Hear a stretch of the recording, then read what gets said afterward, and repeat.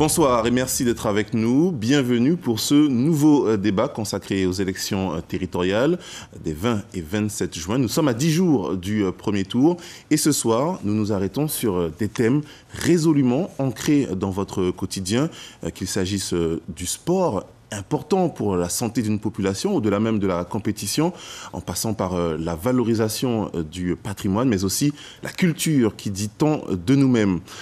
Sur ce plateau, ce soir, le candidat Jean-Paul Ferreira, Katia Béché, représentant le président sortant, Rodolphe Alexandre, Serge Languinam, représentant Gabriel Serville, et Jessie Américain, candidat donc pour cette élection. Un débat d'1h30, sans obligation, on le rappelle, d'égalité, mais bien entendu, nous veillerons à une certaine équité.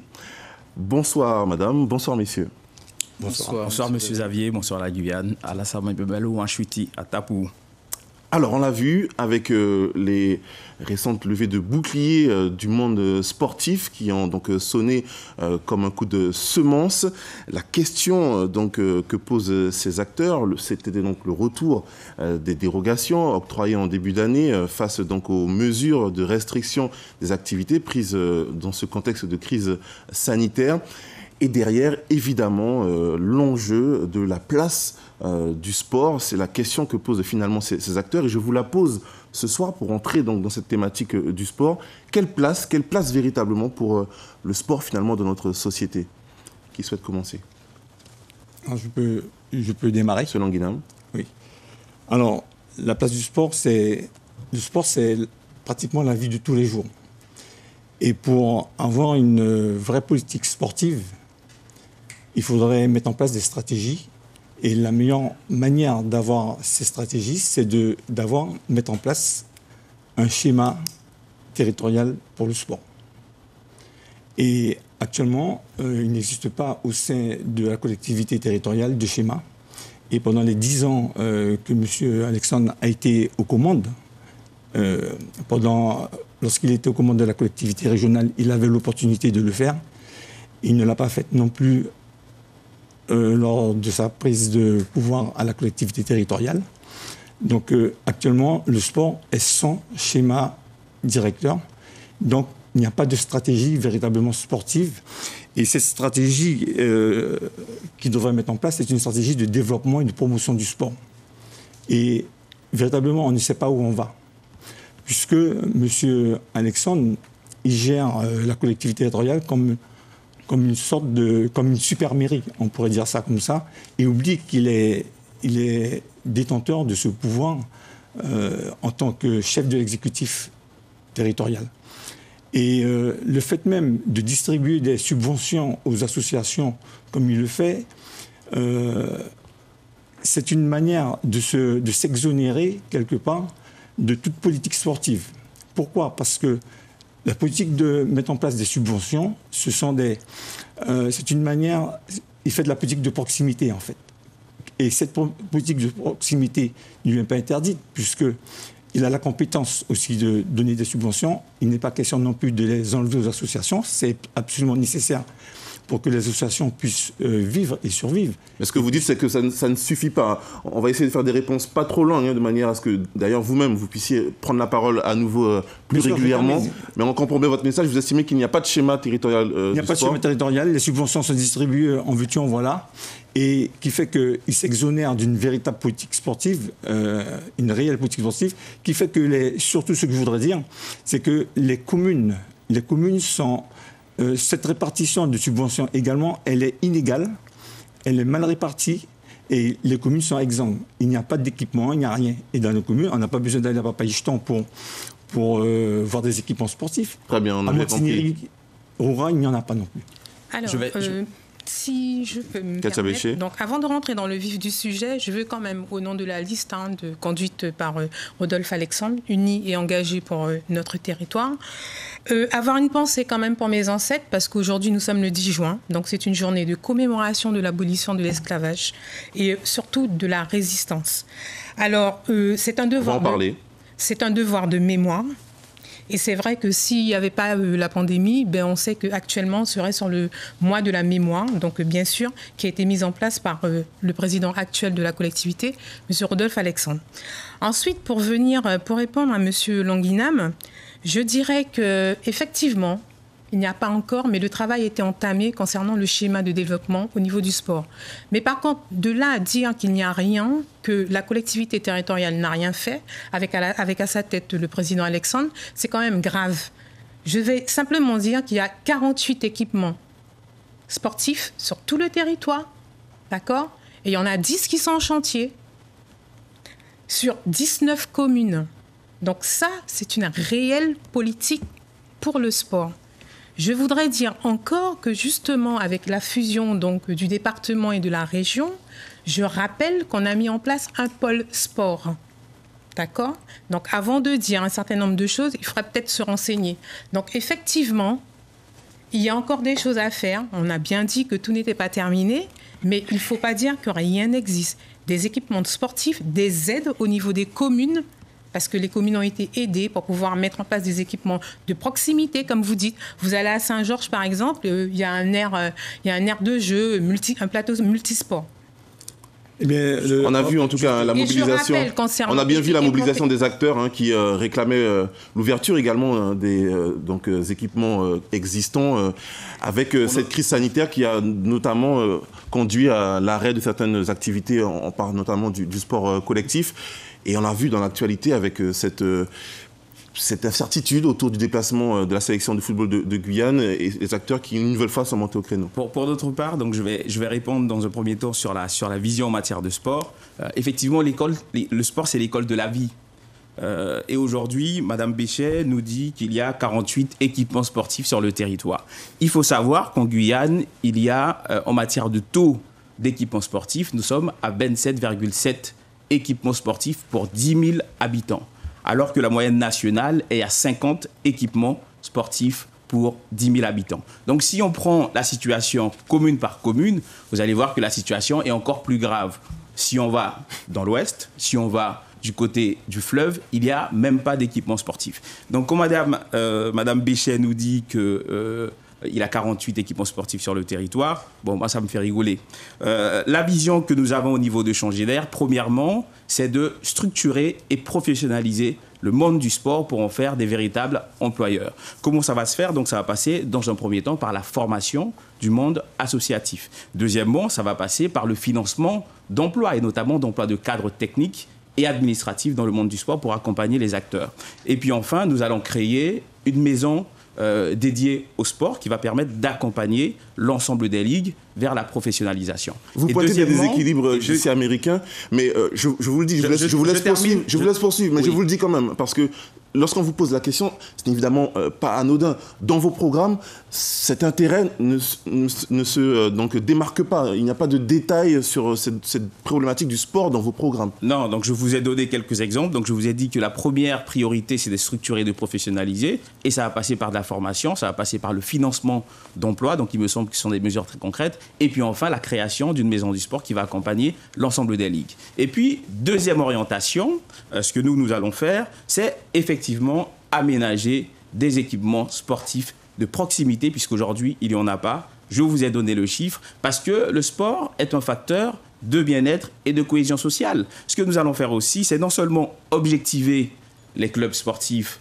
sur la performance sportive, mais aussi sur la cohésion sociale, sur l'animation dans les quartiers, notamment dans les quartiers populaires. Très bien. Et puis enfin, je termine rapidement. Il faut avoir une vision un peu comme le fait la Jamaïque, en fait. Il ne faut pas s'éparpiller dans plusieurs sports. Il faut s'orienter sur 3, 4 sports prioritaires dans lesquels nous allons investir, effectivement en fonction de notre environnement, du potentiel humain, et en fonction des infrastructures qui vont exister. Et vous nous direz lesquelles dans un instant. Dernièrement, je veux parler de ne pas être trop long. C'est dans votre intérêt également, Jessie Américain, pour que vous puissiez reprendre la parole rapidement. Je termine en 10 secondes. Et dernièrement, la connaissance de nous-mêmes, puisque le sport doit permettre notamment aux jeunes de pouvoir aller sur l'ensemble du territoire pour rencontrer l'ensemble des populations et puis pour pouvoir forger une Vous pourrez développer tous ces arguments, Jessie Américain. Jean-Paul Ferreira. Oui, le premier objectif de toute politique en matière de sport, c'est la question de l'épanouissement des hommes et des femmes de ce territoire. Et cela de manière équilibrée sur l'ensemble du territoire de la Guyane, au travers des activités bien évidemment culturelles, mais surtout par rapport au sujet que l'on évoque là, par rapport aux activités sportives. Et l'objectif que l'on s'est fixé, c'est effectivement que l'ensemble du territoire soit équipé au travers d'infrastructures sportives, parce que je le rappelle que il y a eu les assises du sport en 2019 et suite à ces assises, normalement, on aurait dû avoir un schéma de développement, en tout cas un schéma directeur de développement des activités sportives en Guyane qui n'a toujours pas vu le jour, malheureusement.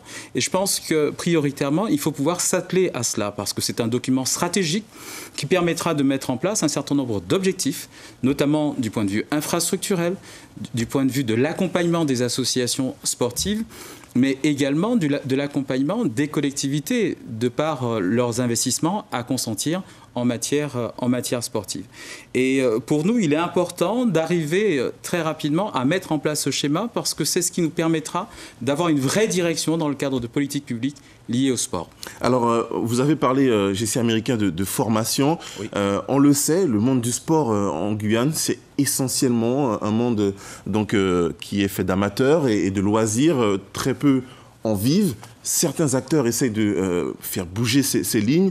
Je vous propose d'écouter la question que souhaite vous poser l'un d'eux ce soir.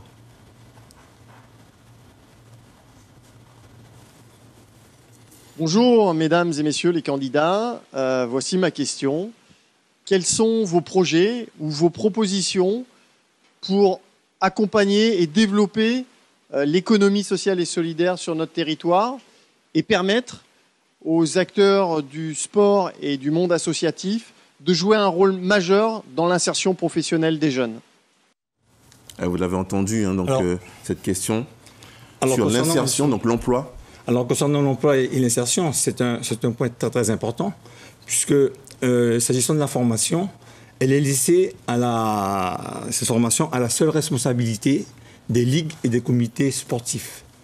Parce que les subventions qui sont attribuées et distribuées aux associations ne sont pas dans les projets. Il n'y a pas tant de projets que ça de formation, sauf lorsqu'il y a des spécialistes de telle ou telle discipline qui viennent en Guyane. Et ce sont les associations qui les font venir. Ce n'est pas une politique de la collectivité territoriale. Et comme l'a dit, et je l'ai dit au début également, c'est qu'il n'y a pas de stratégie, il n'y a pas de vraie politique, une réelle politique pour réduire, ne serait-ce que réduire les inégalités qui existent, qui sont frappantes dans les communes. Lorsqu'on va à Papaïchitan, il n'y a aucune infrastructure sportive. On va à Maripasoula, on a l'impression qu'il n'y a qu'un terrain de foot. On n'a pas besoin d'aller, comme je disais au début, on va à Montignéry, il n'y a rien.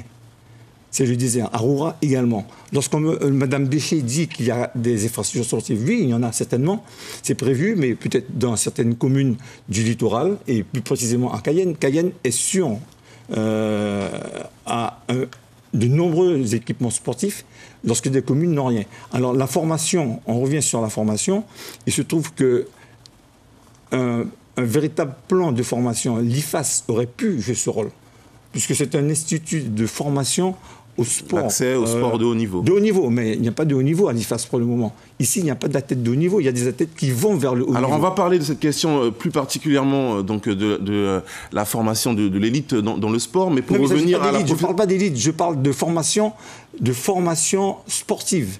Il n'y a pas... l'IFAS aurait pu jouer ce rôle en attendant qu'il y ait des sportifs. Il n'y a pas de sportifs de haut niveau. Il y a une formation de manager sportif qui est donc appuyée par l'IFAS actuellement. Mais tout de même, sur cette question justement de la professionnalisation dans le sport, est-ce que ça passe uniquement par la formation? Est-ce qu'il ne faut pas densifier le tissu même donc, associatif? Moi, je pense qu'il faut densifier, il faut accompagner les associations. Alors, c'est vrai qu'on a dit, le sport, c'est de la cohésion sociale, c'est de l'insertion, c'est de l'éducation, c'est aussi la réussite professionnelle. on sait très bien qu'il faut continuer à accompagner. Donc là, c'est la collectivité territoriale, avec à sa tête M. Rodolphe Alexandre, accompagne. Si aujourd'hui, on a un budget qui est passé quand même de 2017 de 4 millions à pratiquement presque 9 millions au niveau du sport, c'est bien parce que justement, nous accompagnons. Alors, il est vrai qu'il y a beaucoup à faire. Et c'est bien ce qu'on dit. Hein. On ne dit pas qu'on a tout fait. Mais aujourd'hui, dire qu'il n'y a pas, vous parlez du hall sportif de Papa-Icheton, mais il est là. Il est là, le hall sportif de Papa-Icheton. Donc Madame, on ne peut pas dire, hein. Ben, il est en cours, monsieur. D'accord. Il est en cours, monsieur. Il est non, là mais et il est en attendez, cours, c'est pas la même chose, Madame Bichet. C'est trop facile de dire qu'on n'a pas fait. Moi, non, mais il n'y a pas de hall sportif à Papa-Icheton. Je peux terminer, merci. Non, mais je vous apporter une précision. Il est en cours, le hall de Papa-Icheton. Donc, c'est trop facile de dire qu'il n'y a pas. Il y a un accompagnement qui se fait. Que répondez-vous à Serge Languinam qui dénonce finalement une politique de subvention limitée? Une politique de subvention limitée, mais nous faisons avec les moyens que nous avons. C'est clair. Et aujourd'hui, c'est quand même trop facile de dire que non, on accompagne, on subventionne, mais ça ne suffit pas. Je vous ai parlé d'un pôle sportif qui s'est mis en place avec 127 agents. Vous avez parlé de l'IFAS. Effectivement, on doit continuer à monter en compétence au niveau de l'IFAS. C'est fait. On a bien vu, il y a une formation qui s'est faite par rapport aux maîtres nageurs. C'est bien parce qu'on a bien compris qu'il fallait à un moment accompagner et faire le travail. Donc, alors, vous savez, excusez-moi, mais il y a des formations diplômantes dans le sport. Les formations diplômantes, ce sont les diplômes d'État, le BPGEPS, le DGEPS. Et ces formations, elles sont rémunérables. Et ce sont des formations qui aboutissent dans les mairies, par exemple, dans les filières sportives. Vous avez des formations qui sont non diplômantes, que les fédérations se chargent de donner pour encadrer aussi les sportifs au niveau du sport amateur. Il se trouve que les collectivités municipales, ce sont elles qui, en principe, sont les plus gros recruteurs d'éducateurs sportifs. Ici, en Guyane, les municipalités n'ont pas les moyens de recruter des éducateurs sportifs, qu'ils aient le BPGEPS ou qu'ils aient le DGEPS. Pourquoi? Parce que les communes n'ont pas de budget sportif dédié et les recrutements sont très difficiles. Déjà, il n'y a pas d'équipement. Comment voulez-vous qu'on encadre des enfants ou des jeunes lorsqu'il n'y a pas d'équipement sportif? Donc, les municipalités ne recrutent pas. Si il n'y a pas de politique de promotion du sport à la base, comme l'a dit M. Ferreira également, il n'y a pas de stratégie pour mettre en place une vraie politique sportive, il n'est pas possible de passer par les recrutements des éducateurs sportifs, etc., tous les tâches pour former des pratiquants sportifs. À Papa-Icheton ou dans beaucoup de communes, il n'y a pas de rencontres sportives. On parle de cohésion sociale par le sport. Il n'y a pas de rencontres sportives. Parce que ces communes ne bénéficient pas de clubs, de diversité dans l'offre sportive. Donc, on pratique un sport ou deux sports dans certaines communes et puis il n'y a pas d'autres. Donc, il n'y a pas de rencontre sportive. Il y a une structure qui a été mise en place, on l'a évoqué, l'IFAS, l'Institut de formation et d'accès au sport de haut niveau. 6 ans d'existence, quel bilan vous en faites? Je vais répondre un peu sur la question, puisque la question initiale, c'était comment on fait pour professionnaliser les acteurs du monde du sport. Et jusqu'à maintenant, personne ne nous a dit encore comment, à part moi quand je l'ai expliqué précédemment. Répondre sur la question de l'IFAS. L'IFAS, aujourd'hui, c'est juste un centre d'hébergement. Il faut quand même le dire à la population qu'il n'y a pas...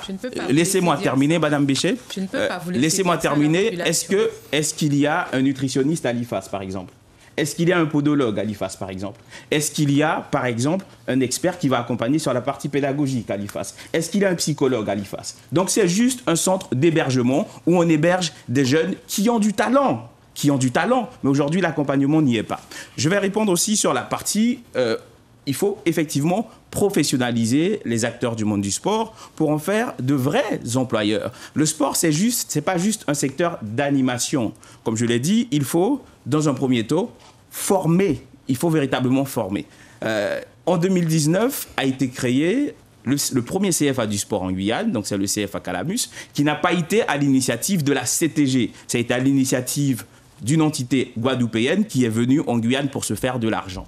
Donc, ce n'est pas une initiative de la CTG, c'est une initiative d'acteurs guadeloupéens. Donc lorsque Mme Béchet nous dit qu'effectivement nous essayons de mettre des choses en place, nous avons créé un hall sportif alors qu'il n'y a pas de hall sportif à Papa-Icheton, on voit qu'il n'y a pas de véritable vision sur le sport aujourd'hui. En tout cas, lors de la création nous sommes vraiment sur du bricolage en matière sportive. Lors de la création de ces structures, l'IFAS, l'idée était de monter en gamme, d'arriver in fine à un véritable CREPS. On sait qu'il y a aujourd'hui donc des CREPS qui existent, notamment au niveau anti-Guyane, mais qui sont critiqués. Les sénateurs eux-mêmes ont fait un rapport là-dessus qui pointait l'éloignement pour les autres régions et donc les difficultés pour les jeunes. Que pensez-vous donc de cette filière à mettre en place ? Je voudrais tout d'abord répondre à la question posée, parce que quand on voit la situation en Guyane, aujourd'hui, l'économie sociale et solidaire, ça représente plus de 4000 emplois. C'est à peu près 130 millions d'euros de salaire annuel versés. C'est également pratiquement 15% de l'emploi privé en Guyane. Et donc, dans cette économie sociale et solidaire, la part du sport n'est pas si importante que ça. Et donc, pour pouvoir faire évoluer les choses positivement de ce point de vue, il nous faut absolument faire de l'accompagnement, et notamment sur la question de l'ingénierie. Et c'est bien pour ça que nous souhaitons mettre en place donc, cette agence territoriale d'ingénierie qui accompagnera non seulement les associations, mais aussi les collectivités et les porteurs de projets privés. Et nous souhaitons mettre en place également cet accompagnement financier, parce que quand on nous annonce les quelques millions d'euros tout à l'heure dédiés au sport, il faut pouvoir effectivement faire une analyse plus critique de la situation, parce qu'aujourd'hui, le sport, c'est à peine 1% du budget global de la CTG, et l'essentiel étant consacré à ces pratiquement 130 agents qui sont sur le terrain pour la plupart, mais qui apportent un travail important au niveau de la structuration des activités sportives. Mais au-delà de ça, c'est aussi la question de l'accompagnement dans le cadre de la formation. Je rappelle que la CTG a cette compétence de formation, et cela doit se faire en partenariat, bien évidemment, avec les ligues sportives, les comités sportifs, et ça doit se faire également pour des questions de professionnalisation avec, par exemple, l'Université de Guyane, parce que ce sont des pistes qu'il faut absolument creuser pour arriver à professionnaliser ce monde du sport. Et est-ce qu'on ne peut pas mutualiser avec les voisins ? On pense à la zone, donc évidemment, Caraïbes-Amérique. Aujourd'hui, c'est un peu la logique qui est à l'œuvre bien souvent. On a l'exemple récent avec le football, avec ce centre donc élite des régions d'Amérique qui a été donc créé en Guadeloupe avec du financement de l'État, de la région de la Guadeloupe, de la Fédération française de football, qui accueille actuellement quelques jeunes footballeurs guyanais. Est-ce que pour vous, c'est la bonne logique, ou il faut sortir de ce prisme donc avec des structures anti-Guyane ? Il faut absolument sortir de ce prisme-là. Je rappelle l'expérience du CREPS anti-Guyane. Au départ, c'est un CREPS interrégional. Et force est de constater depuis des années que ce CREPS fonctionne uniquement pour les Antilles. Et à raison, d'ailleurs, je pense, de ce point de vue-là. Donc je pense que la Guyane a tout à gagner, en tout cas, à se structurer, en tout cas, à s'équiper elle-même des infrastructures nécessaires pour accompagner les activités sportives, la professionnalisation de l'encadrement, des bénévoles, etc. Mais surtout, au travers de ça, arriver à ce bien-être nécessaire pour notre population, et sur les aspects plus compétitif, je dirais, arriver effectivement à une élite accompagnée, structurée et capable de former, en tout cas capable de produire des champions de demain. Je voudrais intervenir sur l'IFAS. Je voudrais intervenir sur l'IFAS parce que l'IFAS, c'est quand même très important pour nous. Au niveau de notre groupe Guyane Contrée pour avancer, nous aurions souhaité faire de l'IFAS un véritable centre, un véritable pôle régional du sport de haut niveau. Et profiter justement de ce pôle pour pouvoir effectuer des formations et former des éducateurs sportifs qualifiés. Cela passe par quoi selon vous ? Comment ? Cela passe par quoi selon vous ? Eh bien, ça passe par la formation de cadres sportifs, notamment pour qu'ils puissent passer au moins à minima le BPGEPS, mais le DGEPS et le DESGEPS, parce que le DGEPS, c'est vraiment la qualification pour... Expliquez les sigles. Alors, c'est les diplômes... Le BPGEPS, c'est le diplôme d'État, c'est le premier, c'est le diplôme d'État. Le BPGEPS, c'est le premier diplôme d'État pour permettre aux sportifs amateurs. Le DGEPS, c'est le diplôme d'État pour d'éducation populaire, pardon, excusez-moi. et le DGEPS, c'est pour le haut niveau. Alors, ces trois diplômes sont importants puisqu'il s'agira à ce moment-là de former des professionnels du sport. Et en même temps, dans ce pôle régional, on profitera aussi pour avoir un centre de préparation physique et de suivi médical. Ce sont des éléments indispensables pour former des athlètes de haut niveau. Il va falloir l'étendre, ça va être compliqué dans l'espace actuel qu'occupe l'IFAS. Votre programme précise en matière de sport qu'il faut créer de nouveaux... Justement, en matière de sport, qu'il faut développer de nouvelles disciplines. À quoi pensez-vous? Avant d'arriver au sport de haut niveau, il s'agit surtout d'aider les associations sportives, quelles qu'elles soient et quelles que soient les disciplines, dans la notion de transport et notamment le transport aérien. C'est le gros problème que l'on rencontre. Il s'agirait pour nous de créer un fonds spécial pour permettre aux compétiteurs de participer au championnat dès lors qu'ils sont qualifiés ici au niveau des régions, de la région Guyane. Ils sont qualifiés pour le championnat de France, d'arriver, puisque les championnats de France sont les seuls qui donnent accès au niveau, comme tout le monde le sait. Il s'agit de créer ce fonds spécial pour pouvoir payer le transport à ces compétiteurs. Pourquoi? Parce que lorsqu'on programme pour un compétiteur, on fait une programmation, il sait qu'il va partir au championnat, il est motivé, il commence à travailler vraiment. Vous parlez de l'aérien, mais le problème du transport se pose déjà à l'échelle du territoire. Les clubs ont déjà du mal à aller à Saint-Laurent où il faut au moins 1 500 € de budget pour un seul déplacement. Bien sûr, ce fonds spécial sera dédié également au déplacement interne. Et pour que les différentes disciplines sportives se rencontrent. Il s'agissait à ce niveau-là, il ne s'agit pas non plus de circonscrire ces fonds de déplacement sur le littoral. Il faut les donner également aux communes de l'intérieur. Parce qu'elles aussi sont privées de rencontres sportives. Alors, je voulais revenir un petit peu sur le CREPS, effectivement, le CREPS Antilles-Guyane. Alors, je tenais à rappeler que justement, si on a créé l'IFAS a été mise en place, c'est justement parce que l'État est en train de se désengager. Donc, c'est vrai qu'on parle du CREPS Antilles-Guyane, mais effectivement, l'État est en train de se désengager. Parce qu'il y avait un projet de CREPS sur le territoire. D'accord? Donc, en fait, nous sommes partis, donc, Rodolphe Alexandre et son équipe sont partis sur l'IFAS. Et quand monsieur dit qu'il n'y a pas d'élite, qu'il n'y a pas, en fait, c'est juste de l'hébergement, c'est un petit peu dérangeant, sachant que le pôle médico-sportif a été quand même remis à niveau pour justement accompagner au mieux ces jeunes qui sont au sein de l'IFAS. Alors, je voudrais dire aussi, donc pour rappel, il y a 2 volets. Il y a le volet scolaire et le volet sportif. D'accord ? Pour rappel, il y a le volet scolaire et le volet sportif. Donc, quand vous parlez d'hébergement, je suis quand même un petit peu désolée quand vous savez qu'il y a quand même 52 jeunes qui sont déjà en centre de formation, qu'on a quand même sorti un jeune qui vient de signer son contrat. Pro, ça veut bien dire que l'IFAS a fait son travail. Donc, il faut aller beaucoup plus loin. Il y a la moitié de l'effectif de l'IFAS est pris par le pôle basket. Hein. Il faut le dire. Donc, les autres sports sont déjà pénalisés. Il faut aller plus loin, mais il y a quand même 9 ligues et comités qui sont labellisés. Donc, c'est vrai que le pôle basket avait déjà une certaine structuration. Ensuite est venu le foot et bien sûr les autres derrière. Donc, on ne peut pas dire que l'IFAS, c'est juste un centre d'hébergement. Je suis désolée. Donc, effectivement, il manque... Madame Béchet, où sont les experts de l'IFAS? Mais je vous pose une question. Je peux terminer. Où sont les experts de l'IFAS? Non, mais on est d'accord, mais il manque des accompagnants. Où est le psychologue de l'IFAS? Où est le nutritionniste de l'IFAS? Où est le podologue de l'IFAS? Où est l'expert qui va accompagner sur la partie pédagogique? Non, mais vous me dites que l'expert fait de la qualité. Nous sommes en 2021, monsieur. Allez au bout, Katia Béchet. On va avancer. Allez au bout, Katia Béchet. Vous avez besoin de combien de temps pour que les choses se fassent? Je suis américain. On va laisser Mme Béchet terminer sa phrase. Vous ne pouvez pas dire qu'il ne se passe rien, que c'est un centre d'hébergement. Je suis désolée, non. Je le confirme. Moi aussi, je le confirme parce que nous étions à l'IFAS, la Ligue de karaté. Mais dites-nous, où sont les experts alors? Où sont les spécialistes? On a bien entendu votre point de vue, M. Languinam. Monsieur, mais attendez. Tout est en cours chez vous. Vous avez un autre point à développer, Mme Béchet? Je peux terminer.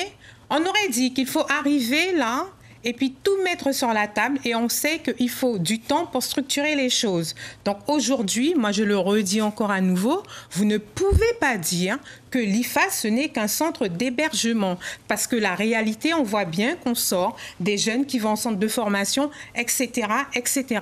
Je voulais dire aussi, vous avez parlé, on a parlé de l'IFAS, j'ai perdu le fil. Vous avez parlé de l'accompagnement des personnes qui doivent au niveau aérien. Mais pour les déplacements, pour les compétitions extérieures, il y a une somme qui a été allouée parce qu'effectivement, on s'est bien rendu compte que vous aviez des champions qui sortaient et qu'il fallait aller se confronter à d'autres équipes au niveau de la France, et que effectivement, les associations sportives n'avaient pas l'argent, n'avaient pas les moyens de pouvoir y aller. Donc, il y a un fonds qui a été constitué au niveau de la collectivité territoriale pour permettre l'accompagnement de ces associations. Donc, vous ne pouvez pas dire... Ensuite, on parle d'aide à l'équipement. On est d'accord. Effectivement, les déplacements pour Papaichtan, Maripasoula, c'est compliqué de faire déplacer les équipes s'il y avait des équipes là-bas pour venir se confronter aux équipes au niveau de Cayenne, enfin du centre littoral. Mais par contre, il y a un accompagnement quand même qui a été fait au niveau des associations sportives, notamment de l'aide pour leur permettre d'acheter des véhicules.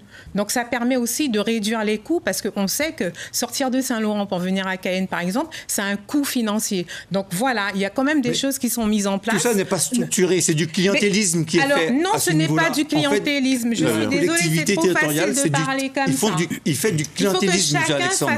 J'aimerais quand même répondre à la question de M. Xavier, parce que je n'ai pas encore répondu.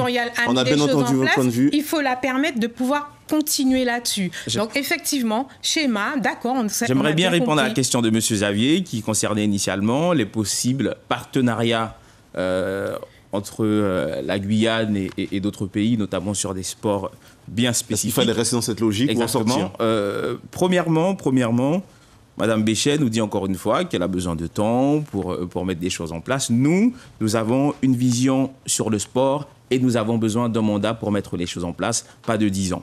Elle nous dit qu'il y a des jeunes qui se professionnalisent et qui sortent. Les jeunes Guyanais, aujourd'hui, atteignent l'excellence parce qu'ils sont talentueux, pas parce que la CTG les finance ou les accompagne. C'est ça la réalité.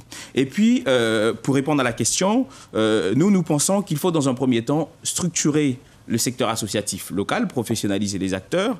Et puis, lorsque nous allons prioriser des sports, comme je l'ai déjà dit, comme le fait la Jamaïque. La Jamaïque n'a pas spécialement plus de moyens. Donnez un ou deux exemples. Je vous donne quelques exemples. La Jamaïque n'a pas spécialement plus de moyens que la Guyane, mais ils ont décidé de se spécialiser sur l'athlétisme, notamment, et sur le football. Et donc, ça permet de concentrer une partie des investissements sur ces sports-là. Donc nous allons faire la même chose. Nous allons déterminer avec les acteurs de terrain quels sont les sports que nous allons prioriser, nous allons investir sur ces sports-là, puisque les Américains, vous allez faire grincer des dents. Non, lorsque je dis qu'on va prioriser, ça ne veut pas dire que nous allons délaisser les autres sports. C'est pas ça la vision. C'est juste que lorsqu'on est dans une stratégie de développement du sport et que nous allons aller vers l'excellence, il faut prioriser, il faut avoir une stratégie et il faut faire des choix. Et le choix, ça sera ça. Pas ce soir. Et puis, en fonction du sport, nous allons possiblement mettre en place des partenariats. Lorsqu'on prend l'exemple du cyclisme, par exemple, la Colombie forme des très bons coureurs cyclistes. Nous pouvons mettre en place des partenariats avec la Colombie. Très bien. Je vous propose d'avancer. Juste un dernier mot, si vous Xavier, si vous le permettez. Les difficultés rencontrées par les associations sportives sont de deux ordres.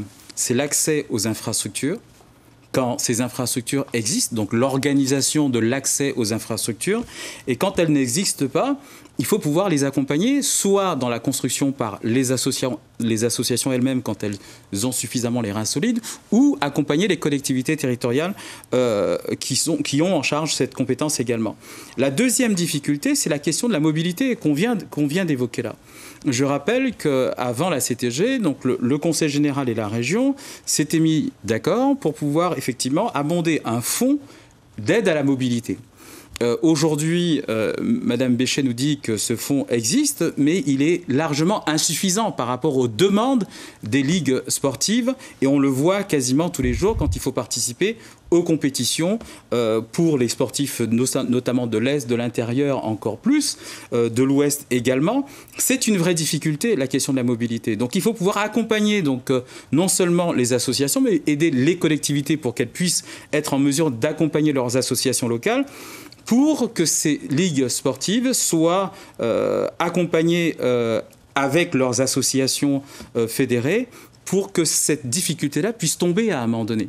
Parce qu'on voit bien que sinon, on privilégie une partie du territoire par rapport à des questions de mobilité un peu plus importantes et on oublie complètement le reste. Donc il y a un vrai équilibrage à faire. Tout ça, c'est une question de budget également. C'est une question de budget, bien évidemment. Budget de fonctionnement, c'est une question de budget, c'est une question de posture politique, c'est une question de priorisation en la matière. Très bien. Alors, on va parler culture, si vous voulez bien. Il faut avancer, Katia Béchet. Alors, je suis bien aise de vous entendre parler de l'accompagnement des associations sportives. Vous en avez 4 sur votre territoire, vous ne les accompagnez pas. Il faut en avoir les moyens. C'est bien pour ça que je demande à la CTG de pouvoir aider les collectivités et les associations pour pouvoir le faire. Il y a une association sportive. Vous voulez comparer à chaque fois le budget de la commune d'Awalaya-Limapo avec le budget de la CTG? Je peux. Vous imaginez ce que vous êtes en train de faire? C'est de la malhonnêteté intellectuelle, ça s'appelle. Ah non, pas du tout, monsieur. Mais bien sûr, c'est la ça réalité du madame. territoire. Donc, si vous n'êtes pas en capacité de gérer votre budget communal, comment vous allez être en capacité de gérer le budget de la collectivité territoriale? Il faut être sérieux, monsieur. Alors, je termine. Donc, 4 associations sportives, aucune subvention. Une association sportive qui fait un événement tous les 2 ans, qui est accompagnée par la collectivité territoriale de Guyane. Je peux dire, la Copa et Alimapo. Donc, je suis désolée. Donc, et à un moment, il faut que vous soyez... n'est pas accompagné par la municipalité, il faut revoir vos données. Il faut que vous soyez sérieux. Vos sources d'Awalaya-Limapo par rapport à ça, madame. Il faut que vous soyez sérieux quand vous avez des associations sportives sur votre territoire où vous ne donnez aucune subvention et que vous dites justement... Parce qu'on les accompagne logistiquement à la mobilité notamment. Très bien, on va parler culture. Le centre d'Awalaya-Limapo pour le foot est accompagné par la municipalité avec ses propres moyens, madame. Nous avons avec ses propres moyens. Parce que non accompagné par la collectivité territoriale de Guyane. Un pôle sport, on a un budget contraint, mais nous faisons en sorte d'aller plus loin. Vos positions sont entendues. Je vous propose d'avancer. On va parler culture. Il y a de nombreux défis dans ce domaine, évidemment. Alors, si vous deviez ne serait-ce que déterminer une priorité, on aimerait entendre laquelle pour rentrer dans cette thématique. Encore une fois, je vous demande d'essayer de synthétiser vos propos pour que la parole puisse circuler plus rapidement. Une priorité pour la culture. Je vais synthétiser mes propos, monsieur Xavier.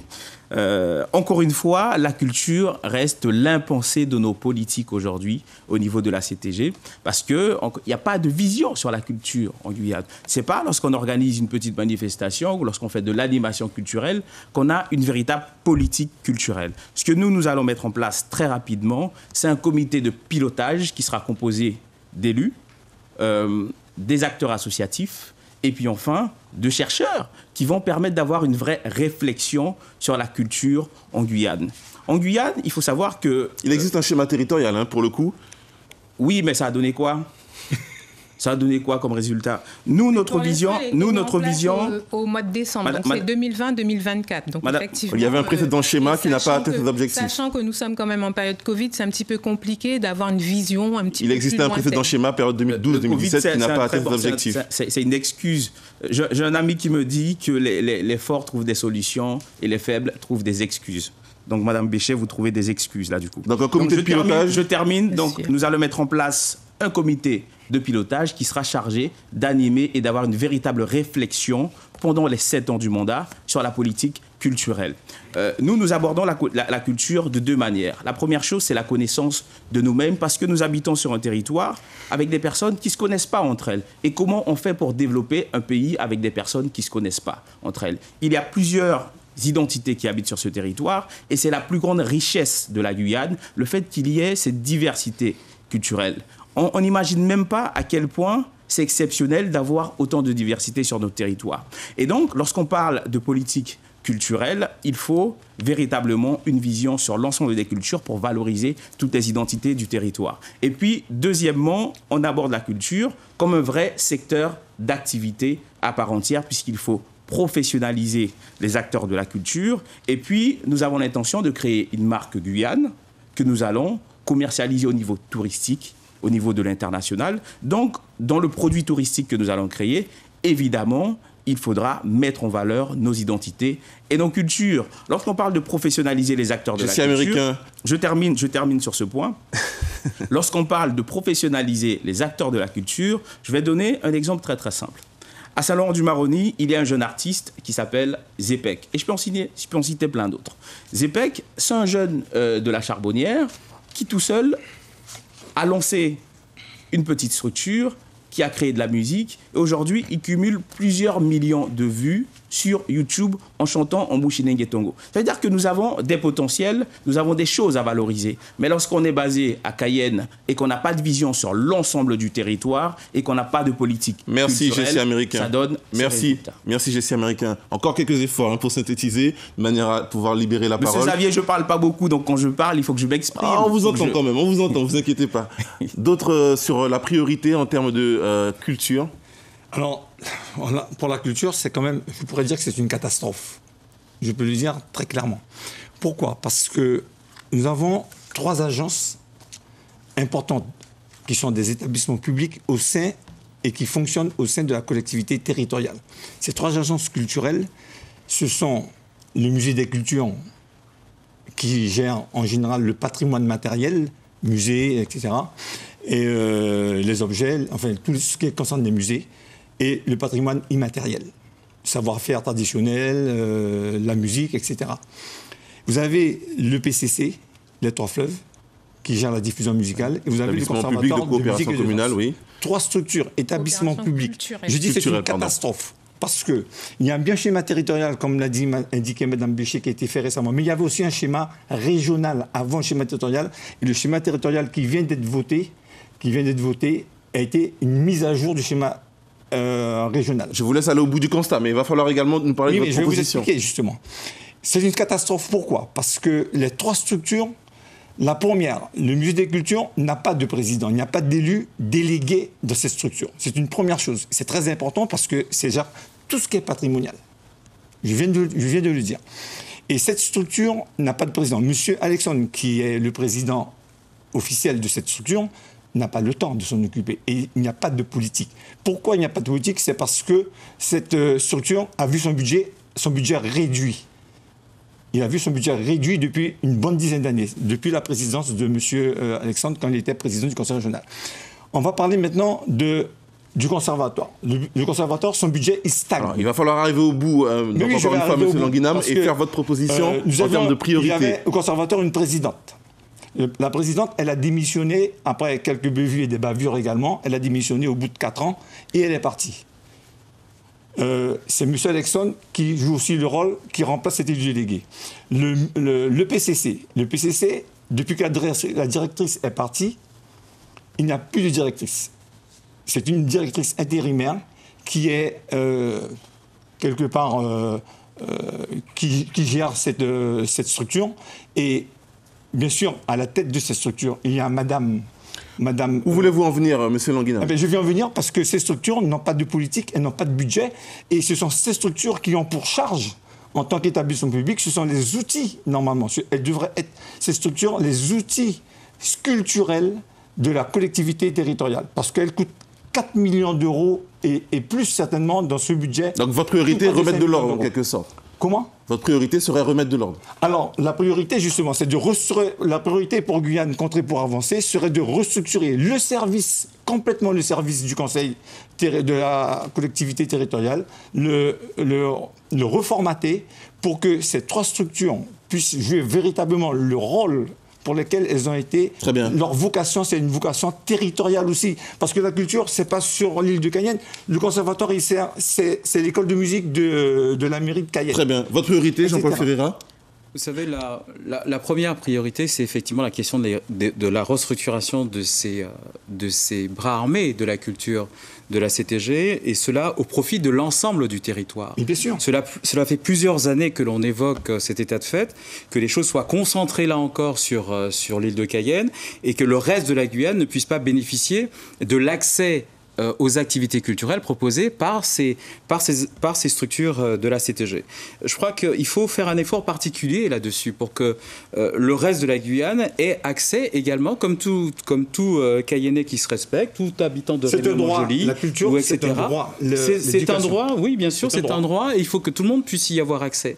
Je rappelais tout à l'heure que beaucoup de communes se retrouvent en difficulté, notamment les communes rurales. Donc il faut pouvoir les accompagner sur ces aspects-là liés au patrimoine, mais liés aux activités culturelles, liés au spectacle vivant, etc. Tous ces aspects-là doivent être aussi largement répandus au niveau des collectivités que sont les petites communes, notamment rurales, qui n'ont pas forcément les moyens nécessaires pour pouvoir travailler sur ces questions-là au profit de leur population respective. Et donc, c'est une posture, là encore, c'est une posture politique. Quand on voit comment c'est géré aujourd'hui, cette concentration sur l'île de Cayenne, et je n'ai rien contre les habitants de l'île de Cayenne, bien au contraire, mais le fait est que le reste de la Guyane ne profite pas du peu qu'il y a dans ce domaine-là. Et donc, pour nous, c'est une priorité, l'équilibrage sur l'ensemble du territoire et un accès égal à tous à la culture sur l'ensemble du territoire. Donc, faire naître de nouveaux équipements culturels, on a bien compris. Bien évidemment, Katia Bécher. C'est une obligation de ce point de vue-là. Aussi bien du côté ouest que sur certaines communes, comme je pense notamment à Maripasoula, par exemple. Il faut savoir, je rajouterai juste rapidement que dans les statuts de ces différentes structures, musée des cultures, conservatoire, etc., dans leur statut, il est prévu qu'elles aillent sur le territoire. C'est écrit noir sur blanc dans leur statut. Et ça n'a jamais été fait. Ce n'est pas un constat nouveau, Katia Bécher. La dernière évaluation du schéma territorial pour le développement de la culture pointait ces faiblesses avec des communes qui sont souvent obligées de travailler autour de leur médiathèque par manque de structure. Quelles seraient vos priorités? Alors, c'est vrai qu'effectivement, il y a un manque de visibilité, on va dire, sur tout le territoire. Mais nous connaissons la réalité de notre territoire et c'est vrai que, par contre, il ne faut pas oublier, vous le disiez tout à l'heure, enfin tout le monde sur le plateau le disait, que moi je crois qu'il ne faut pas oublier de dire que nous avons un certain nombre, beaucoup de cultures. Nous n'avons pas qu'une seule culture, nous en avons plusieurs sur le territoire. Donc il faut leur permettre d'émerger. Et donc, il faut aller au plus près. Donc, il y a des associations culturelles qui sont accompagnées. Donc, c'est vrai que ça ne suffit pas, il faut aller beaucoup plus loin. Mais on ne peut pas dire que la collectivité territoriale ne fait pas le travail. Donc, il faudrait beaucoup plus de budget, beaucoup plus de personnes pour couvrir tout le territoire.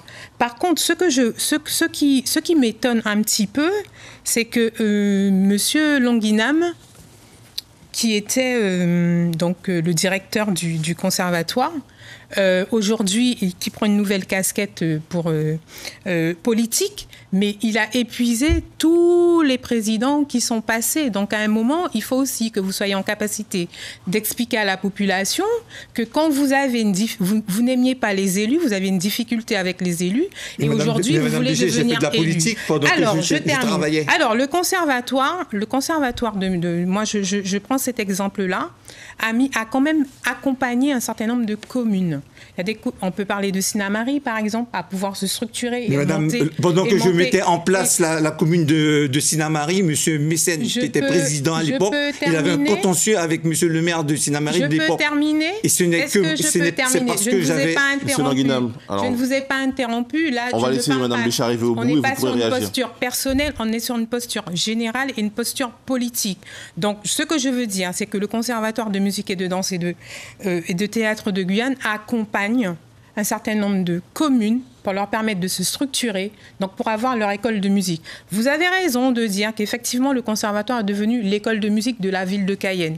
Parce que, normalement, on est là, on accompagne, et au niveau de chaque commune, on doit avoir une entité, donc un début d'entité, pour pouvoir arriver à fédérer, on parlait encore de cohésion, on parlait encore d'intégration, on parlait aussi, effectivement, il faut parler de développement économique parce que si un acteur culturel, on l'accompagne pour lui permettre de se structurer, et bien plus tard, ce sont des emplois, etc. J'entends le schéma que vous décrivez, mais c'est justement ce que pointent certains acteurs, c'est-à-dire sortir quelque part de cette logique de structure importante qui, malheureusement, derrière, ne peuvent pas s'appuyer sur le réseau d'acteurs. Il faut aider, il faut amener son ingénierie et aider, effectivement, les différentes communes à pouvoir se structurer et ensuite les accompagner. On peut prendre un exemple aussi simple. Vous avez l'école de musique de Matoury, qui n'est pas très loin, effectivement. Il fallait l'accompagner et donc pour ça, le conservatoire a mis à disposition des enseignants, signé une convention. Monsieur le retraité, parce que vous n'êtes plus directeur, vous n'avez pas pu mettre ça en place, c'est la nouvelle directrice qui l'a mise. Donc ça veut bien dire qu'on a bien compris qu'il fallait changer les choses et aller au plus près de la population pour permettre la diffusion de la culture. Donc c'est vrai. Mais Madame Bécher, vous saviez pas que monsieur le maire de Matoury, ce que vous ne savez pas, c'est que c'est moi qui lui ai servi de consultant pour que la directrice actuelle puisse faire cette démarche. C'est très bien. C'est très bien. Donc, c'est tout en votre honneur. Mais je veux dire que c'est trop facile de dire de tomber sur les personnes. C'est trop facile de tomber sur les présidents en disant qu'il n'y a pas de président, qu'il n'y en a pas là, etc. Oui, il y a des difficultés, mais n'empêche qu'on avance. Et qu'on essaie pas à pas d'accompagner nos communes. Il y a quand même des choses qui fonctionnent. Vous allez à Maripasoula, il y a quand même un festival du Pangui, il y a des choses qu'on accompagne. Ça ne suffit pas, on est d'accord. C'est pareil, on a mis à disposition des enseignants pour accompagner les enfants. Ça ne suffit pas, on est d'accord. Mais il faut nous permettre de continuer, de poursuivre cette politique-là. C'est trop facile de venir ici. Vous êtes nombreux à avoir abordé la question de l'aide aux communes, de l'accompagnement effectivement des acteurs. Finalement, donc, le fait de travailler en partenariat. Justement, c'est un point qui revient souvent quand on discute avec les associations. Elles notent un manque de coordination parce que la culture, c'est une compétence partagée bien souvent. Elles notent un manque de coordination entre l'échelle communale, la CTG, l'État. Que peut-on faire pour travailler justement sur ce point, faire que les acteurs soient davantage coordonnés? Il est normal que les associations aient du mal parce que les subventions, c'est un peu comme au sport. Elles sont distribuées en veux-tu en voilà en fonction de certains projets, en fonction des personnes également, puisque là aussi, il y a du clientélisme qui est fait. Ceci étant, le vrai problème, serait été de s'appuyer véritablement sur ces structures. Toutes les structures dont j'ai parlé, musée des cultures et conservatoire et EPCC, ont les moyens de pouvoir soit aider les communes ou leur permettre aux associations aussi de travailler. Nous, à l'époque où j'étais directeur du conservatoire, on travaillait beaucoup avec les associations en partenariat. Seulement, on était consigné sur l'île de Cayenne, on ne pouvait pas aller plus loin. J'ai eu l'occasion d'auditionner 350 enfants à Maripasoula. Eh bien, je peux vous assurer qu'il y avait des talents inimaginables. C'était inimaginable de voir talent. À Papaïchtan, il y a au moins, c'est la commune, il y a peut-être le plus d'associations. Vous ne répondez pas à la question que je pose parce que concrètement, on a effectivement cette fusion qui est intervenue entre le département et la région. Donc deux entités qui avaient toutes deux une compétence en matière culturelle. Donc on a supprimé le chevauchement. Sauf qu'on le voit, on a des exemples aujourd'hui où les acteurs ont du mal à travailler ensemble. Est-ce qu'il faut prendre l'exemple de l'hôpital Jean Martial, dont la réhabilitation piétine avec en face d'une CTG l'État et ses services déconcentrés qui ont leur propre politique? Comment débloquer ces situations? Je crois que vous parlez de Jean Martial, mais c'est aussi important et on a parlé aussi de structuration.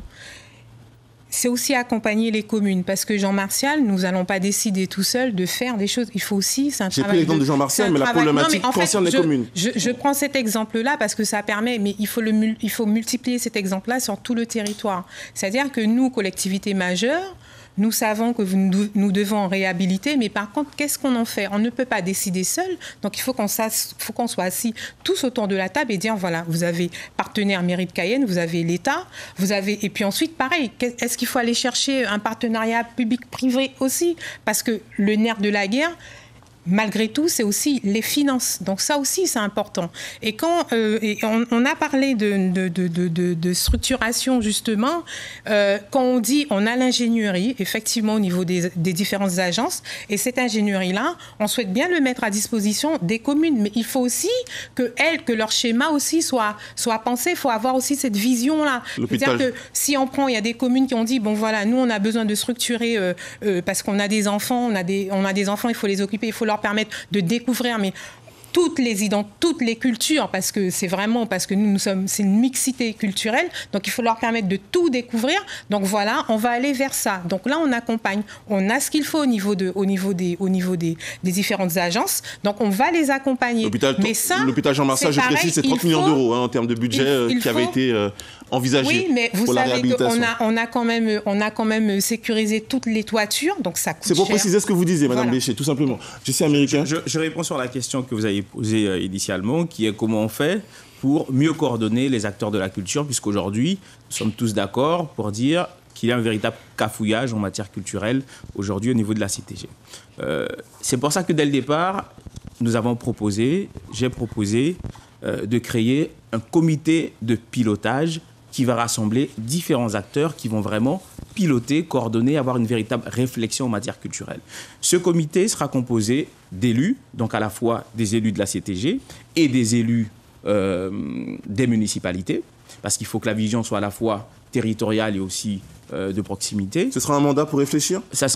Non. C'est pour ça que je vous ai répondu. Je vous ai dit que pendant ce mandat-là, il y aura une vraie réflexion et il y aura des actions qui seront mises en place de manière très concrète. Et également, dans ce comité, il y aura les représentants d'associations, donc pareil, ce sont des acteurs terrain sur l'ensemble du territoire. Et puis enfin, il y aura des chercheurs, puisqu'il faut aussi avoir une vision scientifique sur la réalité culturelle du pays. Et ce comité de pilotage sera effectivement chargé de coordonner l'ensemble des politiques et avoir une véritable vision. Je vais donner des exemples.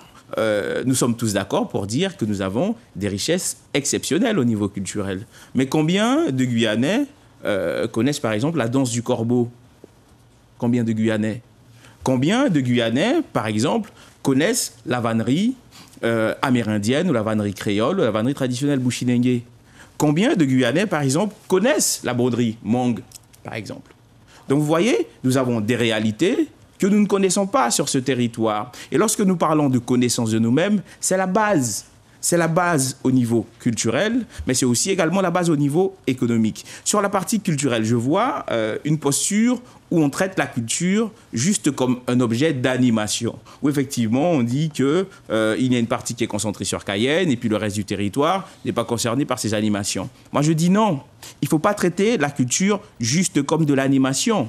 Il faut voir la culture comme un vrai secteur d'activité. Et c'est comme ça qu'on donne de l'importance et qu'on reconnaît le travail des acteurs terrain. Les acteurs terrain savent ce qu'il faut faire sur le terrain. Ils ont besoin de moyens, mais au niveau de la communauté, de la CTG, il faut avoir une vision où on dit que la culture peut aussi créer de la valeur, créer de la richesse et créer des emplois. Très bien. Sur la coordination. Sur la coordination, ce que nous proposons, c'est le programme Mature, ce sont des mesures d'accompagnement territorial sur les questions d'urgence du territoire de la Guyane, et au travers de ça, avoir autour de la table non seulement la CTG, bien évidemment, les EPCI, donc les intercommunalités, et également les communes et l'ensemble des acteurs du monde culturel, parce qu'il nous faut arriver, au travers de cette présence large comme ça des acteurs culturels, d'arriver à établir un certain nombre d'objectifs clairs pour l'ensemble du territoire. Et cela passe par du dialogue. Cela passe par effectivement de la consultation. Et c'est ce que l'on demande en tout cas à la CTG de faire de ce point de vue-là. Et moi je me pose la question du bilan des précédents schémas. Parce qu'on nous annonce aujourd'hui, de 2020 à 2024, un nouveau schéma, mais est-ce qu'on a été capable de faire le bilan des schémas précédents pour que l'on puisse effectivement arriver à corriger visiblement, parce que de ce que vous avez dit tout à l'heure, et c'est connu de tout le monde, il y a eu un certain nombre de manquements par rapport aux différents schémas. Il y a un rapport d'évaluation qui a été fait avec les mesures, avec les préconisations que vous connaissez. Et donc là-dessus, par rapport à notamment la question de la posture par rapport à l'État. Nous proposons un choc bilatéral. Et dans ce choc bilatéral entre l'État et la collectivité territoriale, nous demanderons à l'État d'avoir une présentation très claire de sa politique en matière culturelle. Parce que c'est une compétence effectivement partagée de l'État jusqu'aux municipalités. Et donc, pour que l'on soit en mesure, nous, Guyanais et Guyanaises, de dire à l'État, voilà ce que l'on souhaite pour notre territoire, au regard des réalités culturelles, des réalités sociales, mais également des réalités économiques de notre territoire, parce que ces activités culturelles ont un impact sur notre économie, et notamment notre économie touristique. Alors, je vous propose d'avancer, parce que c'est un domaine qui est intimement lié à celui de la culture, tout simplement parce qu'il en est à la source ou qu'il en est donc le résultat. Je veux parler de notre patrimoine. On va donc avancer, si vous le voulez bien. Un patrimoine qui est d'abord imposant, impénétrable, si l'on parle de notre patrimoine naturel. Certains, comme citoyens pour le climat, demandent clairement aujourd'hui que le débat soit posé et que l'on privilégie le respect de l'environnement au développement économique à tout prix. Quelle sera votre action en la matière si vous êtes élu? On démarre sur le patrimoine, vous l'avez bien compris, le patrimoine naturel. Serge Languinam. Le patrimoine naturel, si je vous donne l'exemple des îles du Salut, par exemple. Les îles du Salut seraient actuellement géré par une association. Enfin, c'est quand même la propriété du CNES et géré par une association. Eh bien, il se trouve que la CTG actuellement n'intervient pas et aurait dû intervenir depuis bien longtemps. Je crois qu'elle a l'intention d'intervenir, mais elle n'intervient pas.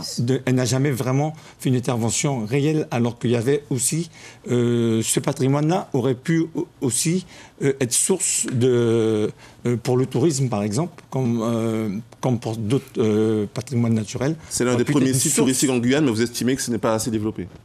Les îles Salut, la CTG aurait dû participer depuis plus longtemps que ça. Elle va y mettre un peu d'argent, je pense, bientôt, mais ce n'est pas suffisant. Elle aurait pu, si elle intervenait... Les îles Salut, c'est quand même un patrimoine important. Il faut bien convenir. Le bagne, c'est quand même... on ne peut pas dire que... Pour le tourisme également, il y a des croisières qui se font autour des îles, des croisiéristes. Qui rejoignent notre patrimoine historique, effectivement. Qui aurait pu, justement, être une source de revenus importante. Mais il se trouve que la CTG, ce n'est que maintenant qu'elle commence à s'y intéresser. Alors, il faut qu'il y ait une urgence à ce niveau-là. Et nous avons l'intention quand même de voir ça de plus près et de travailler avec le CNES et avec cette association qui gère ce patrimoine. Autre réaction sur cette question? Il me semble que les îles du Salut sont rattachées à la ville de Cayenne. Certainement pas, non. C'est une grosse erreur, et c'est l'erreur que fait certainement M. Alexandre. Je suis désolé de vous le dire. Les îles du Salut appartiennent administrativement. Au CNES. Administrativement, les îles du Salut sont... Les îles du Salut sont rattachées à la commune de Cayenne en tant que territoire, mais c'est la propriété du CNES. Et le CNES a confié cette gestion à l'association Agami. Alors, vous avez glissé sur le patrimoine historique, qui est aussi, donc, évidemment, une richesse pour le territoire. Je reviens sur la question de notre patrimoine naturel. Vous parlez des acteurs nationaux, des parcs naturels régionaux, etc. Le parc naturel régional. Nous avons également, évidemment, donc, la faune, la flore, de manière globale, qui est donc un attrait pour le territoire. Sur ce plan, il suffit de voir l'état des sites qu'ont initiés les communes. Les communes ne sont pas aidées du tout sur ce type d'action. Les communes ont fait des efforts. Je vois à Irakubo, il y a un site, comment il s'appelle Morpio. Comment Morpio. Morpio. Eh bien, comme il a été laissé abandonner, c'était magnifique au début. La municipalité a fait de gros efforts et n'a pas été suivi. Le comité du tourisme aurait pu intervenir là aussi, aider la commune à maintenir ce site. Il y en a beaucoup à faire. Il y a beaucoup à faire également, même à Walla-Yalimapo au niveau des tortues. Il y a des choses à faire. Très bien. Le sens de ma question, et je prenais donc à dessein l'exemple de ce collectif, Citoyens pour le climat, c'est évidemment ces acteurs qui estiment qu'aujourd'hui, l'option, le choix n'est pas fait clairement de l'environnement, de la valorisation de notre environnement, de notre patrimoine naturel sur ce territoire. Je vais répondre à la question, monsieur Xavier, en plusieurs points. Encore une fois. Premièrement, sur la question du fait on dit aujourd'hui qu'il faut soit choisir le climat ou choisir le développement économique, puisque c'est ça la question.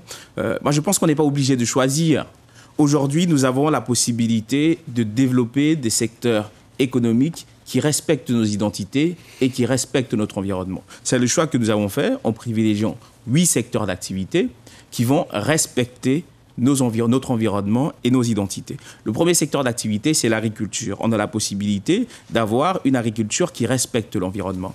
Deuxième secteur d'activité, c'est l'aquaculture et la pêche. Troisième secteur d'activité, c'est l'agroalimentaire.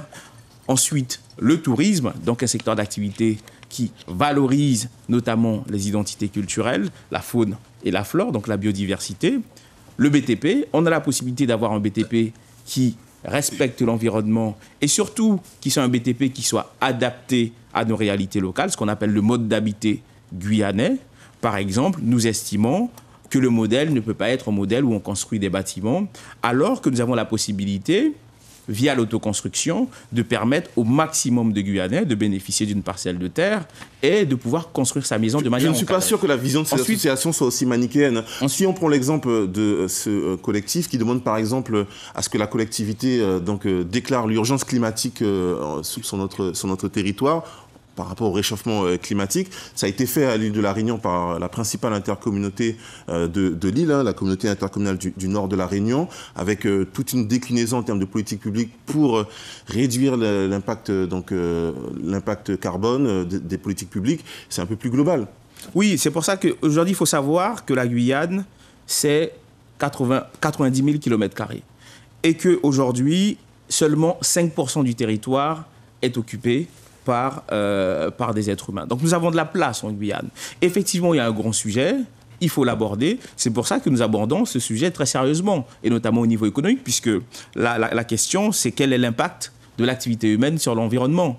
Et nous l'abordons au niveau économique, donc nous avons un souci de respect de notre patrimoine naturel. Mais vous avez parlé de patrimoine, j'aimerais également aborder la question du patrimoine immatériel. On va en parler, n'anticipez pas. D'autres réactions sur cette question, Jean-Paul Ferreira? La question du patrimoine naturel est pour nous quelque chose qui est intimement lié au patrimoine culturel en Guyane, et cela quelles que soient nos sociétés. Et donc ces deux patrimoines sont indissociables et sont la base même du développement territorial de notre Guyane. Concernant la question du climat et de l'urgence en la matière, on a souvent tendance à croire effectivement que le fait d'être un territoire couvert en très grande majorité de forêts, que nous serions à l'abri de toute catastrophe. Or, ces temps derniers, on le voit, à quel point, non seulement sur le littoral guyanais, mais également à l'intérieur des terres, à quel point le climat change. Et on en a les constats directs sur le quotidien des gens. Et donc, il nous faut effectivement, de ce point de vue-là, arriver à trouver les mesures nécessaires pour que la Guyane s'achemine petit à petit vers de vraies mesures d'accompagnement, justement, au changement climatique. Mais parallèlement, les choses ne sont pas aussi binaires, parce qu'il nous faut arriver de toute façon sur un territoire comme la Guyane à pouvoir exploiter de manière raisonnée nos ressources naturelles, notamment. Et l'exemple le plus criant, c'est la question de l'énergie. la puissance solaire que l'on a, mais également nos fleuves, etc., peuvent nous permettre d'arriver à cette autonomie en termes d'énergie. Et donc, tout est question de degrés et sans jeu de mots d'ailleurs, de degrés, mais aussi d'intelligence collective des Guyanais pour arriver à trouver le juste équilibre pour que notre territoire puisse se développer harmonieusement. Vous avez évoqué, M. Languinam, le patrimoine historique, je le disais prenant l'exemple des îles du Salut. Nous sommes, et vous l'avez dit en tout début d'émission, Mme Bécher, le 10 juin, date de commémoration sur notre territoire de l'abolition de l'esclavage. La Guyane, évidemment, a un patrimoine historique riche. Mais je vous pose la question ce soir. C'est un patrimoine qui est resté pendant de longues années négligé. Comment vous expliquez cette situation, qu'on soit resté, et c'est le cas encore pour certains sites, on peut parler de la Prouague notamment, comment vous expliquez ce manque d'intérêt pendant des années, Katia Bécher? Comment on peut expliquer ce manque d'intérêt? C'est parce qu'on n'avait peut-être pas pris toute la mesure, l'importance de se connaître. Moi, je pense qu'en termes d'hommes, parce que cette réalité-là, on parle beaucoup de l'abolition de l'esclavage, on parle beaucoup de commémoration, et c'est justement par rapport à tout ça qu'on se rend compte qu'il y a des choses qui existent sur le territoire et qu'il faut aller les voir, parce que c'est quand même, ça permet aussi, je vais pas dire que c'est une retraite, mais c'est un retour un petit peu sur le passé pour voir un petit peu comment nos ancêtres vivaient un certain nombre de choses. Donc il faut justement il faut que ces lieux deviennent des lieux de mémoire. C'est vrai que pendant longtemps, on peut prendre l'exemple de Mandélis, par exemple, qui a été remis au goût du jour par une association, parce que justement, ils ont fait ce travail-là, d'aller chercher ces lieux qui existent, et puis aussi de les montrer aux enfants, parce que maintenant, aujourd'hui, en termes d'éducation, c'est important de savoir. Et on peut même prendre, on peut pas très loin, juste à côté de chez vous, dernièrement, on voit maintenant le moulin à vent.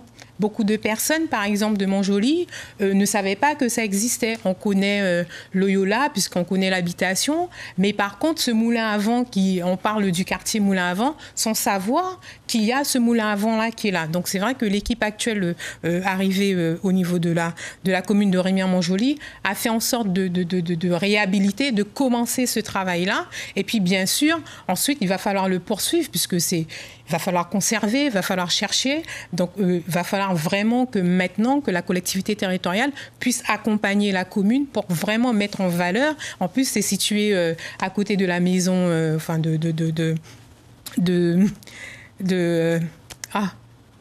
les archives territoriales. La maison des cultures. Ce n'est pas que les archives territoriales, je suis en train de chercher le terme. Voilà, la maison des cultures. Donc, juste à côté, on a quand même ce patrimoine historique-là qu'il faut pouvoir mettre en avant en même temps que les archives, etc. et tout ce qu'il y a au niveau de la maison.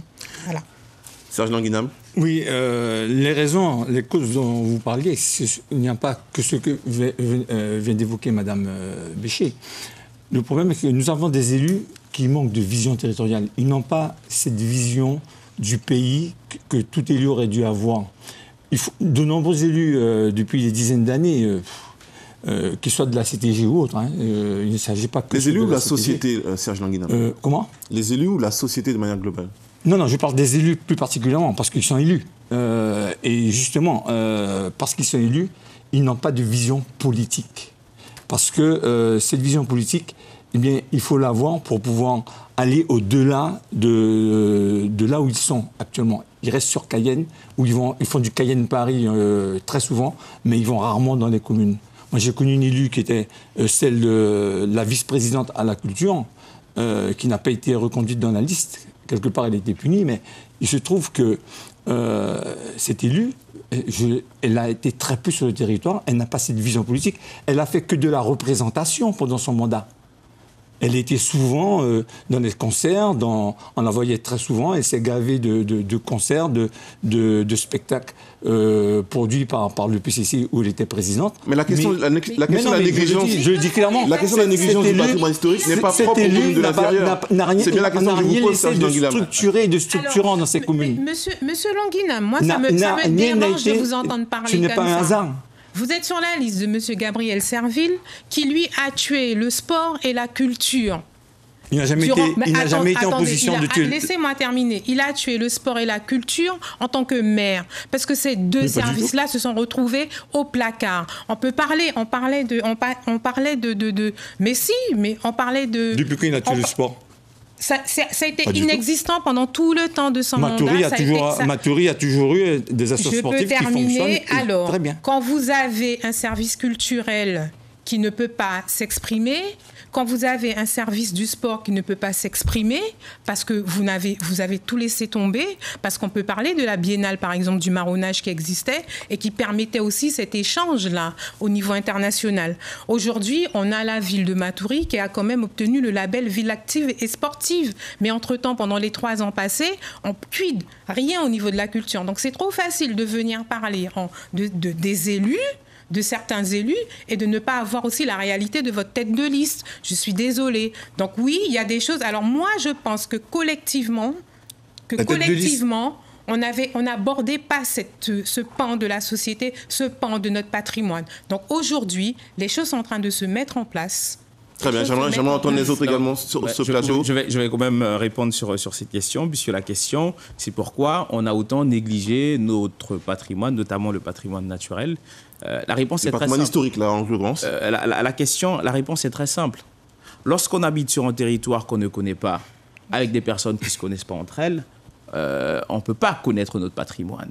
Et c'est pour ça que notre première orientation dans notre programme, c'est la connaissance de nous-mêmes. Et ça passe effectivement par l'appropriation de notre patrimoine historique. Et comment nous allons faire? Nous allons créer sur l'ensemble du territoire 4 maisons de la transmission et du savoir, qui vont permettre, dans ces bassins d'emploi, à la population de s'approprier à la fois le territoire et s'approprier effectivement le patrimoine historique. Lorsqu'on parle aujourd'hui de patrimoine, nous, ce que nous allons faire, c'est introduire dans l'espace public la notion de matrimoine. Parce que qu'est-ce que ça veut dire le patrimoine? C'est relatif à la patrie. Nous allons plutôt parler de matrimoine, parce qu'il faut savoir qu'en Guyane, que ce soit dans les communautés amérindiennes, créoles, bushinengue, mang, d'origine brésilienne, d'origine haïtienne, la femme est au cœur de la transmission de la culture et de l'identité. Et donc c'est pour ça que nous allons parler de matrimoine, pour remettre la femme au cœur de la transmission et de la culture guyanaise. Jean-Paul Ferreira. Pour revenir à votre question initiale, je rappelle, quand vous disiez pourquoi on a tourné le dos quelque part à notre patrimoine historique. Mais je rappelle que ce patrimoine historique, vous parliez de la proie, vous avez évidemment également cette période du bagne, de la présence du bagne en Guyane, vous avez cette période de l'esclavage, cette période précolombienne, les premiers contacts, etc. Tout cela a conduit à de la souffrance sur notre territoire. Et cette souffrance fait qu'effectivement, pendant des années, les Guyanaises et les Guyanais ont eu du mal à revenir vers cette réalité historique, certainement avec la peur de l'affronter quelque part, pour pouvoir arriver à dépasser cet état. Il nous faut aujourd'hui travailler sur cette mémoire que nous avons, sur ce patrimoine historique que nous avons. Il nous faut l'affronter, parce que ça fait partie de manière intrinsèque de notre histoire, qu'on le veuille ou non. Et ça fait partie de notre patrimoine. Et à ce titre, le regard qui change doit nous permettre d'entrevoir des solutions pour cette mise en valeur par la suite.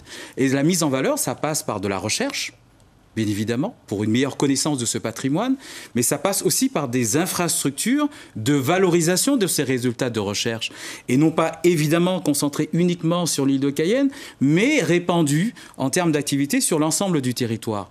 Et cette démarche que l'on a par rapport à ces périodes de souffrance, on doit pouvoir l'avoir sur l'ensemble des réalités socio-économiques que nous avons également sur l'ensemble du territoire de la Guyane, pour que l'on puisse être en mesure, quasiment main dans la main, de se dire, voilà, l'intérêt de la Guyane passe au-dessus. Il nous faut faire un certain nombre de pas ensemble pour construire notre identité guyanaise de demain, qu'elle soit multiple, certes, que l'on soit fier de cette multiplicité de patrimoine que l'on a sur l'ensemble du territoire, mais qu'à terme, qu'on arrive à faire un peuple en Guyane. Alors, on l'a bien entendu, il y a cette question donc, de rééquilibrage qui revient régulièrement dans vos propos à chacun. Sur la question du patrimoine immatériel, donc nos savoir-faire, j'aimerais vous entendre, parce qu'évidemment, vous avez illustré dans vos différents exemples déjà un petit peu cette question, mais de façon plus précise. Le patrimoine immatériel, c'est évidemment la transmission, la tradition. Comment, selon vous, on peut en faire une clé de développement? On voit aujourd'hui sur les marchés une véritable appétence du public, par exemple, pour les plantes traditionnelles, la pharmacopée locale. Est-ce que pour vous, il y a là un enjeu également sur ce savoir immatériel, ce patrimoine immatériel? Qui veut réagir, Serge Ginam? Eh bien, je peux en parler. Justement, vous avez une des structures qui a pour vocation de s'en occuper réellement. Ce serait quand même le musée des cultures, puisqu'il gère le patrimoine matériel, mais également le patrimoine immatériel dans sa globalité. Et cette structure, avant même de la mettre en marche pour pouvoir gérer ce type d'activité, il serait, nous avons l'intention, Guyane Contrée pour avancer, de restructurer déjà le pôle culturel de la collectivité régionale pour pouvoir justement recruter des techniciens dans tous les domaines. Et notamment dans ce domaine, il faudra des spécialistes quand même de la pharmacopée, il faudra des spécialistes des savoir-faire traditionnels, etc., qui pourraient suppléer, faire l'interface entre le service culturel lui-même et le musée des cultures, qui est lui-même gestionnaire de ce patrimoine, pour pouvoir travailler ensemble et mettre en valeur, et pour la mise en valeur de tous ces différents patrimoines immatériels. Et nous pourrons aller jusqu'au carnaval également, parce que dans le patrimoine immatériel, il n'y a pas que la musique traditionnelle, il y a la musique en général déjà aussi, pourvu qu'elle corresponde aussi à notre environnement régional. Mais un travail également avec toute cette... Le musée des cultures serait l'outil qui travaillerait sur ce plan. Pour toute cette nébuleuse également, et les laboratoires qui sont présents et en nombre sur le territoire. On sait qu'il y a eu des polémiques par le passé, avec notamment la question de l'appropriation et du partage des avantages liés à la biodiversité. Est-ce que pour vous, il y a un travail également à faire avec toutes ces instances de recherche? Le service culturel, avec des conseillers techniques pourrait travailler également avec... en travaillant en relation avec le musée des cultures, pourrait s'en occuper de cette partie. Par contre, ça tient de l'administration beaucoup plus que d'être sur le terrain. Par contre... oui, pour finir. Oui, ce que je voulais dire... On arrive à la fin de l'émission, j'aimerais vous entendre sur cette question chacun. C'est que le patrimoine immatériel, c'est quand même très, très, très vaste. Et il est pour nous, Guyane Contrée pour avancer, il est très fortement question d'utiliser cet outil qu'est le musée des cultures, qui a déjà commencé, mais dans la mesure où il a un budget très réduit, ses moyens d'action sont forcément réduits. On a bien compris que pour vous, ça doit être le socle de la politique à mettre en place. Puisque c'est une structure, il ne faut pas oublier, c'est un établissement public. S'il vous plaît, merci. Katia Béché. Je suis étonnée parce que ça fait quand même depuis plus de 30 ans que le musée des cultures travaille là-dessus. Donc sur la diffusion et la valorisation justement du patrimoine immatériel. Donc ça existe déjà. C'est largement insuffisant. Ça existe déjà. Ça existe, mais c'est insuffisant et la collectivité ne fait rien pour ça. Que ça n'existe pas. Donc le travail est déjà fait. Après, non, il n'est pas fini, il n'est pas fait. Il faut sûrement l'étoffer. On est d'accord. Il faut lui donner les moyens de. Il n'y a pas de moyens. Il n'a pas de moyens. On a réduit le budget on a réduit son budget. Mais en fait, aujourd'hui, oui, on parle de moyens. Un budget réduit, ça veut dire qu'on n'a pas. On parle de catalogue, etc. Mais ce qu'on oublie, que pour pouvoir avoir les moyens, il faut aussi avoir suffisamment de finances. Alors, quels axes pour aller plus loin, Katia Béché, selon vous, en la matière? Non. Moi, je pense aujourd'hui, le travail est déjà fait. Donc, c'est vrai que vous parlez en termes de moyens. Il faut poursuivre ce qui existe déjà.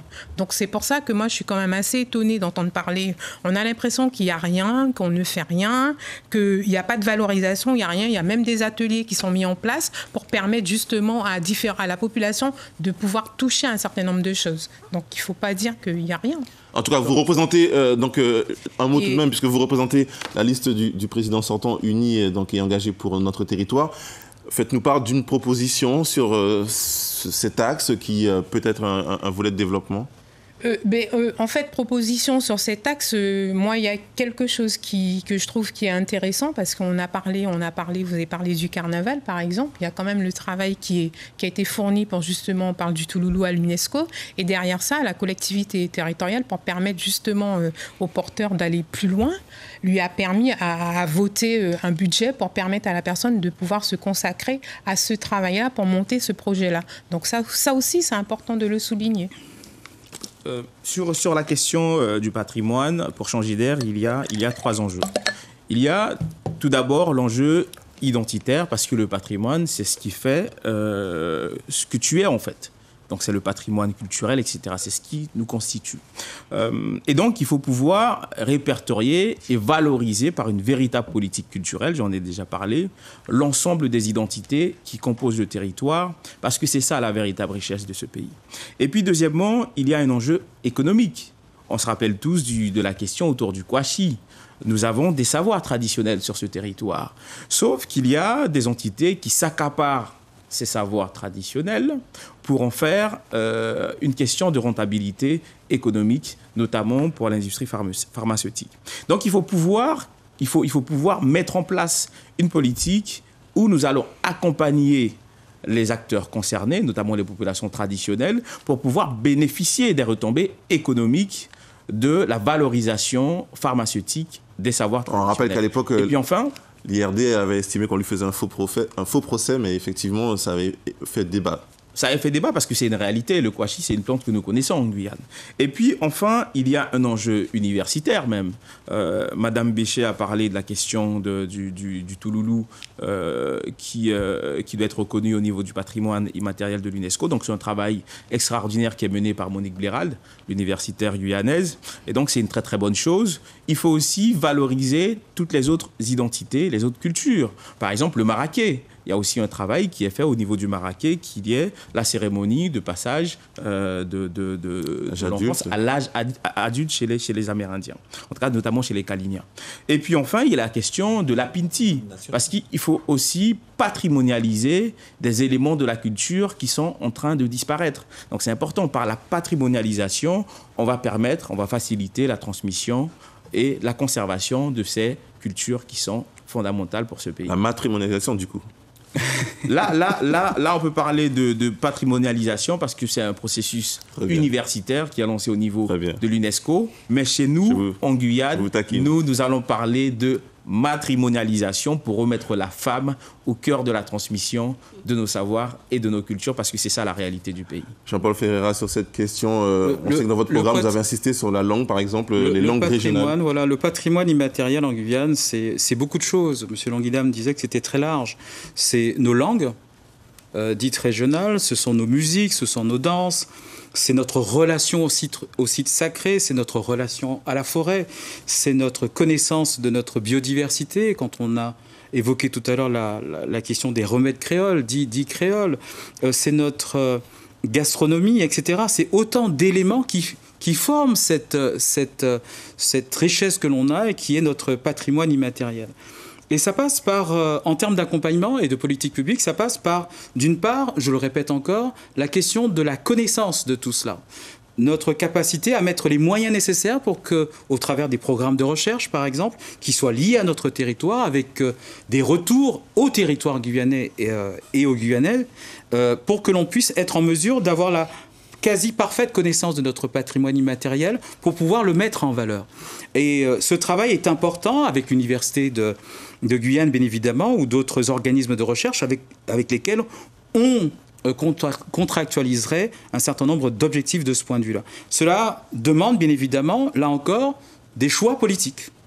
Des choix assumés politiquement, parce que ce patrimoine, au-delà d'être la richesse de notre territoire, c'est aussi un patrimoine qui peut engendrer de l'activité économique. Et donc, il ne faut jamais oublier cela, parce que chaque partie de notre patrimoine immatériel peut donner lieu à de l'activité économique derrière. Donc cet accompagnement doit être fort, doit être priorisé au niveau de la CTG pour que l'on soit en mesure d'être fier de ce que l'on est, c'est-à-dire d'être guyanais sur un territoire aussi riche que la Guyane. Oui. Je voudrais juste faire une dernière intervention. C'est aussi au niveau de ce patrimoine immatériel, justement, pour compléter les propos de M. Ferreira. Le service de l'inventaire de la collectivité territoriale serait justement le service, dans la restructuration que nous prévoyons, il serait très actif sur la question du patrimoine immatériel. Faut lui donner les moyens. Mais justement, et nous donnons les moyens justement pour pouvoir faire l'inventaire de tout ce patrimoine, de cette richesse patrimoniale, culturelle et immatérielle que nous possédons. Merci en tout cas donc, à nos invités ce soir pour la tenue de ce débat sur la culture, notre patrimoine et le sport, donc vecteur de cohésion. On a beaucoup parlé de cohésion, de développement, de rééquilibrage, de connaissance de soi également ce soir. Merci à vous qui nous suivez donc sur l'ensemble de nos supports, radio, télé, mais également Internet, sur l'ensemble de vos périphériques. Et bien entendu, je vous donne rendez-vous à la semaine prochaine pour le dernier débat de ces élections territoriales. Il sera notamment question éducation, mais également évolution statutaire. Excellente soirée donc à l'écoute de nos programmes et à très bientôt.